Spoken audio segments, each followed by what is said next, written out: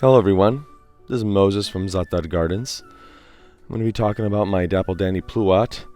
I've been picking the fruit for the past, I would say over a month, giving away to neighbors, to friends. So I finally finished a lot of this on this side of the Dapple Pluot tree, all the fruit. And I go, okay, finally. Because I have to admit, I'm getting kind of sick. Not sick and tired of the fruit. I love the fruit. But I'm getting sick. Like, I don't want it to rot. I can't dry it fast enough. I don't really want to make jam out of it. I'm eating too much of it. And it's making me sick a little bit. So I'm like, okay, now I have to do this half of the tree. Let me just say I was a little bit surprised. So when I saw this, I go... What am I gonna do? Like, there's so much. Look at this cluster. How did that even produce this big of plums or pluots? Excuse me.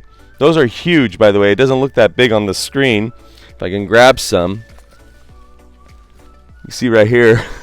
Just, oh man, look at this. It's like a grape cluster of pluots. Look at this. I don't know what to do.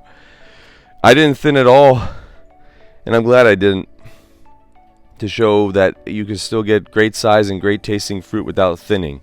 You know, in nature, it thins itself, as you can see, all along. You don't need to thin. You don't need to waste your time doing that. But I don't know what to do. It's just a lot of fruit. Oh, there's a bird. See, here's the problem. You see that? So, I don't know, I just like to show you guys that. Let me see it from another angle. And look at all this. I can't eat all this at all. I'm going to get sick. Sean likes them a little bit, but he likes more tart. He doesn't like too sweet of fruit. And this is sun damage. If you've experienced this, that's sun damage. We had 105 degrees 2 days ago, and when that happened, that burnt. That burnt all the way through to the pit.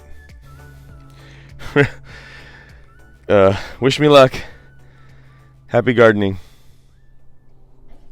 Okay, like, share, subscribe, and thanks for watching, everyone.